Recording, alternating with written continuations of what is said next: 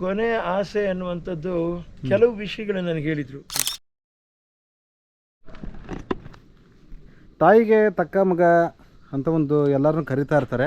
ಅದು ನಿಜ ಜೀವನದಲ್ಲಿ ಅಕ್ಷರ ಸಹ ಪಾಲಿಸ್ತಾರಂತಂದರೆ ಎಲ್ರಿಗೂ ಅಮ್ಮ ಲೀಲಾವತಿ ಅಮ್ಮನವ್ರ ಮಗ ನಟ ವಿನೋದ್ ರಾಜ್ ಅವರು ಇವತ್ತು ನಮ್ಮ ಜೊತೆಗಿದ್ದಾರೆ. ಅದ್ಭುತವಾದಂಥ ತಾಯಿಗೋಸ್ಕರ ಇದು ಸ್ಮಾರಕ ಅಂತ ನಾನು ಕರೆಯಲ್ಲ, ದೇವಸ್ಥಾನ ಅಂತಲೇ ಕರಿತೀನಿ. ಇವತ್ತು ಲೀಲಾವತಿ ಅಮ್ಮನವರು ದೇವಸ್ಥಾನ ನಿರ್ಮಾಣ ಮಾಡ್ತಾ ಇದ್ದಾರೆ. ಪ್ರತಿ ಹಂತದಲ್ಲೂ ಕಷ್ಟಪಡ್ತಾನೆ ಇದ್ದಾರೆ. ಇವತ್ತು ಈ ದೇವಸ್ಥಾನದ ಬಗ್ಗೆ ವಿನೋದ್ ರಾಜ್ ಸರ್ ಹೇಳ್ತಾರೆ. ಸರ್ ನಮಸ್ಕಾರ. ಸರ್ ನಮಸ್ಕಾರ ಅಪ್ಪಾಜಿ, ಹೇಗಿದ್ದೀರಿ ಸರ್? ಚೆನ್ನಾಗಿದ್ದೀವಪ್ಪ. ಸ್ವಲ್ಪ ದಣದಿರಂಗೆ ಕಾಣಿಸ್ತಿರಲ್ಲ ಸರ್? ಹೌದು, ಸಾಕಾಗೋಗ್ಬಿಡುತ್ತೆ. ಓಕೆ ಎಲ್ಲಾರನ್ನೂ ನಾವು ಮಾತಾಡ್ಸಿಸ್ಕೊಂಡು ಅವ್ರಿಗೆ ಪಾಪ ನನ್ನ ಕೈಲಿ ಏನಾಗುತ್ತೆ ಒಂದು ಎರಡು ಒಳ್ಳೆ ಮಾತು ಅವ್ರಿಗೆ ನಾವು ಪ್ರತಿ ಉತ್ತರ ಕೊಡ್ಲಿಲ್ಲ ಅಂದ್ರೂ ಮರ್ಯಾದೆ ಏನಿರುತ್ತೆ ಆಮೇಲೆ. ಹೌದು ಸರ್. ಸರ್ ಈಗ ದೇವಸ್ಥಾನದ ಬಗ್ಗೆ ಹೇಳಿ ಸರ್. ಈಗ ಅಮ್ಮನವ್ರದ್ದು ಖಂಡಿತ ನೀವು ನೋಡಿದ್ರೆ ಅದೇ ಭಾವನೆನೇ ಬಂದ್ಬಿಡುತ್ತೆ ರೀ ನಮಗೆ. ನಿಮ್ಮ ಡ್ರೋನ್ನಲ್ಲಿ ನೋಡಿದಾಗ ನಿಜವಾಗ್ಲೂ ಸರ್ ನಾನು ಭಗವಂತ ಅವರು ದೇವ್ರ ಸಮಾನರು ಅವ್ರು, ಅದಕ್ಕೇನೆ ಭಗವಂತ ಅವ್ರಿಗೆ ಆ ಥರ ಒಂದು ಅವಕಾಶ ಕೊಟ್ಟಿರೋದು. ಸರ್ ಈಗ ಯಾವುದೇ ಚಿತ್ರನಟರು ತೀರ್ಕೊಂಡೋದಾಗ ಸ್ಮಾರಕ ಸರ್ಕಾರನೇ ಮಾಡಲಿ, ಚಿತ್ರರಂಗ ಮಾಡಲಿ ಅಂತ ಕಾಯ್ತಾ ಇರ್ತಾರೆ. ನೀವು ಯಾರಿಗೂ ವೆಯ್ಟ್ ಮಾಡದೆ ಅಮ್ಮ ತೀರೋಗಿ ಮೇ ಬಿ ನನಗನ್ಸಿದ ಪ್ರಕಾರ 2 ತಿಂಗಳಿಗೆ ಇದು ನೀವು ಪಾಯ ಪೂಜೆಗೆ ಒಂದು ವ್ಯವಸ್ಥೆ ಮಾಡ್ಕೊಂಬಿಟ್ರಿ ಅನಿಸುತ್ತೆ. ಮೇ ಬಿ 2 ತಿಂಗಳು ಅಥವಾ 3 ತಿಂಗಳಿಗೆ. ಯಾಕೆ ಸರ್ ಬೇಗ ಮಾಡಬೇಕು ಅಂತ ಅನಿಸ್ತು? ಬೇಗ ಮಾಡಬೇಕು, ಬೇಗ ಅವ್ರನ್ನ ಬಂದು ನಾವು ಹಾಗೆ ಬಿಟ್ಬಿಡ್ಬಾರ್ದು. ಹೌದು, ಬಿಡಬಾರ್ದು. ಯಾರು ಹೇಳಿದ್ರು ಒಂದು ವರ್ಷದೊಳಗೆ ಸ್ಮಾರಕನ ರೆಡಿ ಮಾಡುವಂಥ ಮಟ್ಟಕ್ಕೆ ನಾವು ಆಗ್ಬೇಕು ಅಷ್ಟೇ. ಓಕೆ. ಯಾವುದು ನಿಮಗೆ ಸೂತಕ, ಯಾವುದು ನಿಮಗೆ ಪಾತಕ. ಓಕೆ. ಈ ಸ್ಮಾರಕದಲ್ಲಿ ಏನೇನು ಬರುತ್ತೆ ಸರ್? ಇಲ್ಲಿ ಜನರು ಏನು ಎಕ್ಸ್ಪೆಕ್ಟ್ ಮಾಡ್ಬೋದು? 8 ಅಡಿ ಗೋಡೆ ಒಂದು ಬರುತ್ತೆ ನಿಮಗೆ. ಈ ತರ ಮತ್ತೊಂದು ಬ್ಯಾಚ್ ಪಿಲ್ಲರ್ಗಳು ಇಲ್ಲಿ ಬರುತ್ತೆ. ಪಿಲ್ಲರು ಮತ್ತೆ ರೇಲಿಂಗ್ಸ್ ಬರುತ್ತೆ. ಮತ್ತೆ ಇಲ್ಲಿ ಪಿಲ್ಲರ್ಗಳು ರೇಲಿಂಗ್ಸ್ ಬರುತ್ತೆ. ಈ 8 ಅಡಿ ಗೋಡೆ ಮೇಲಿಂದ ಶೀಟ್ ಕವರ್ ಆಗುತ್ತೆ ಹೀಗೆ. ಓಕೆ. ಮತ್ತೆ ಅಲ್ಲಿಂದ ಅದು ಮಂಟಪ ಸಪ್ರೇಟ್. ಅದು ಇಲ್ಲಿಗೆ ಏನಾಗತ್ತೆ ಅಂದ್ರೆ 8 ಅಡಿ ಗೋಡೆ ಹೆಚ್ಚು ಕಡಿಮೆ ಆ ಎತ್ತರಕ್ಕೆ ಬಂದ್ಬಿಡ್ತದೆ ನಿಮ್ಗೆ, ಅದು ಮ್ಯಾಚ್ ಆಗೋಗಿ. ಸೊ ಆ ಗ್ಯಾಪ್ ಅಲ್ಲಿ ಏನಿದೆಯಲ್ಲ ಅಲ್ಲಿ ಬೀಳುತ್ತಲ್ಲ, ಅಲ್ಲಿ ಬಿಸಿಲು, ಅಲ್ಲಿ ಗ್ಯಾಪ್ ಅಲ್ಲಿ ಬಿಸಿಲು ಬೀಳುತ್ತೆ, ನೆರಳಾಗಿರುತ್ತೆ.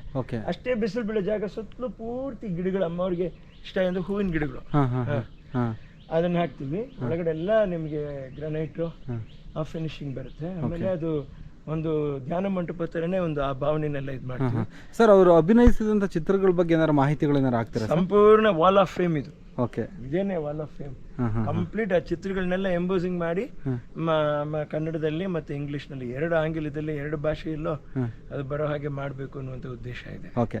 ಸರ್ ಈಗ ಕೆಲವೊಂದು ಸ್ಮಾರಕಗಳಿಗೆ ಒಳಗಡೆ ಹೋಗ್ಬೇಕಾದ್ರೆ ಎಂಟ್ರಿ ಟಿಕೆಟ್ ಆ ಥರ ಏನಾರು ಇರುತ್ತೆ, ನೀವು ಆ ಥರದ್ದು ಏನಾದ್ರು ಉದ್ದೇಶ ಇಟ್ಕೊಂಡಿದ್ದೀರಾ? ಇಲ್ಲ, ನಾವು ಆ ಥರ ದೊಡ್ಡದಾಗಿ ಏನು ಅನ್ಕೊಂಡಿಲ್ಲ. ಭವಿಷ್ಯದಲ್ಲಿ ಅದನ್ನ ಒಂದು ಆವರಣಗಳನ್ನ ನಾವು ಕರೆಕ್ಟಾಗಿ ಮೇಂಟೈನ್ ಮಾಡೋಕ್ಕೋಸ್ಕರ ಮೋಸ್ಟ್ಲಿ ಹೆಚ್ಚಾಗಿ ನಾವು ಚಾರ್ಜ್ ಮಾಡಲಿಕ್ಕಿಲ್ಲ. ಅನೇಕವಾಗಿ ನಮ್ಮ ಒಂದು ತಾಯಿಯವರ ಒಂದು ಸಂಸ್ಥೆಯಿಂದಲೇ ಅದನ್ನು ನಾವು ವ್ಯವಸ್ಥೆ ಮಾಡ್ಕೊಳ್ಳೋಕೆ 100% ಪ್ರಯತ್ನ ಪಡ್ತೀವಿ. ಆಮೇಲೆ ಎಲ್ಲ ಮಾಡಿ ಇದು 3 ಪ್ರದಕ್ಷಿಣೆ ಬರುತ್ತೆ. ಇದು ಪ್ರಾರಂಭದಿಂದ ಒಂದು ಪ್ರದಕ್ಷಿಣೆ, ಒಂದು ಸುತ್ತು, ಮತ್ತೆ ನೋಡಿ ಇದು ಎರಡನೇ ಸುತ್ತು. ಮೊನ್ನೆ ಸುತ್ತಿನಲ್ಲಿ ಅವ್ರ ಚಿತ್ರರಂಗದ ಸಾಧನೆ, ಅವ್ರ ಜೀವನ. 2ನೇ ಸುತ್ತಲ್ಲಿ ಅವ್ರು ಮಾಡಿರುವಂಥ ಹೋರಾಟ, ಸಾಮಾಜಿಕ ಕಳಕಳಿ ಅವರಲ್ಲಿ ಎಲ್ಲ, ಈ ತೋಟ ವ್ಯವಸಾಯ ಇದ್ರ ಬಗ್ಗೆ. 3ನೇ ಸುತ್ತ ಅಲ್ಲಿಗೆ ಸುತ್ತಬಿಟ್ಟು ಬಂದ ಆಮೇಲೆ ಅವ್ರ ದರ್ಶನ. ಅದ್ಭುತ ಪ್ಲಾನಿಂಗ್ ಎಲ್ಲ ನಿಮ್ದೇನಾ ಸರ್ ಇದು? ನಾವು ನಮ್ಮ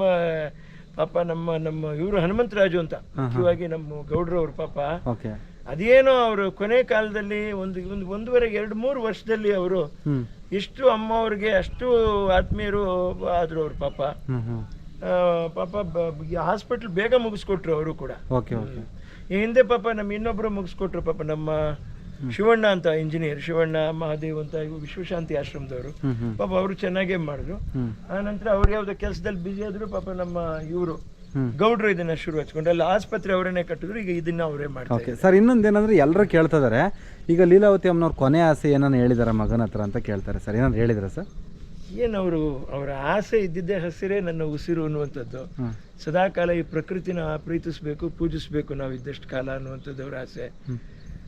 ಇಲ್ಲಿ ಕೊನೆ ಆಸೆ ಅನ್ನುವಂಥದ್ದು ಕೆಲವು ವಿಷಯಗಳು ನನಗೆ ಹೇಳಿದರು. ನಮ್ಮ ಚಿತ್ರರಂಗಕ್ಕೆ ನಾವೇನು ಮಾಡೋಕ್ಕೆ ಸಾಧ್ಯ ಅಂತ ಒಂದು ಹಂತದಲ್ಲಿ ಪ್ರಯತ್ನ ಪಟ್ಟು ಮಾಡ್ಕೊಂಬಂದಿದ್ದು 2-3 ವರ್ಷದಿಂದ ಅವ್ರು ಹೇಳಿತಾರೇ. ಆಮೇಲೆ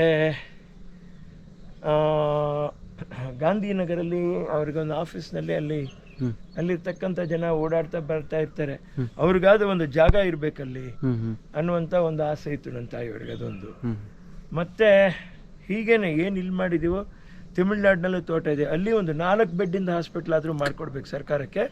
ಮತ್ತು ಅದು ಅಂಗನವಾಡಿ ಸ್ಕೂಲ್ ಇದೆ ಅಲ್ಲಿ, ಅದನ್ನೆಲ್ಲ ಒಂದು ಸ್ವಲ್ಪ ಕ್ಲೀನಾಗಿ ರಿನೋವೇಟ್ ಮಾಡಿ ಮತ್ತೆ ಅದಕ್ಕೆ ವೈಫೈ ಮತ್ತು ಕಂಪ್ಯೂಟರ್ಸ್ ಹಾಕ್ಕೊಡೋಣ ಅನ್ನುವಂಥ ಆಸೆ ಇದೆ ಅಮ್ಮವ್ರೆ. ಓಕೆ ಸರ್, ಇನ್ನೊಂದೇನಂದರೆ ನಿಮ್ಮನ್ನ ಏನಾದ್ರು ಮತ್ತೆ ಚಿತ್ರರಂಗದಲ್ಲಿ ನೋಡಬೇಕು ಅಂತ ಏನಾದ್ರು ಅಂದ್ಕೊಂಡಿದ್ರೆ ಸರ್?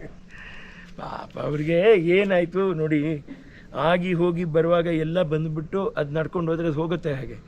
ಮತ್ತೆ ಒಂದು ದಾರಿನ ಒಂದು ಬದಲಾವಣೆ ದಾರಿ ಬಂದಾಗ ಏನಾಗುತ್ತೆ ಅಂದರೆ, ನಾವು ಇದರಲ್ಲೆಲ್ಲ ಇಲ್ಲಿ ಬೇಕಾಗಿರೋ ಜನ ಅವರು ಇವರು ಎಲ್ಲ ಸೇರಿ ಸುಮ್ಮನೆ 25-30 ಜನ ಹೆಚ್ಚು ಕಡಿಮೆ ನನ್ನ ಜೊತೆಯಲ್ಲಿ ಈ ಕೆಲಸಗಳಲ್ಲಿ ತಲ್ಲೀನರಾಗಿದ್ದಾರೆ.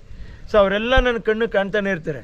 ಇಲ್ಲಿಂದ ನಾನು ಒಬ್ಬನೇ ಆಗ್ತೀನಿ, ನಾನು ಹೋಗಿ ನಾನು ಇನ್ಯಾವುದಾದ್ರೂ ನಾನು ರಿಯಾಲಿಟಿ ಶೋಗೆ ಹೋಗಿ ಕೂತ್ಕೊಂಡ್ಬಿಟ್ರೆ ಕಂಪ್ಲೀಟ್ ಈ ಕೆಲಸ ಎಲ್ಲ ಅಸ್ತವ್ಯಸ್ತ. Okay sir.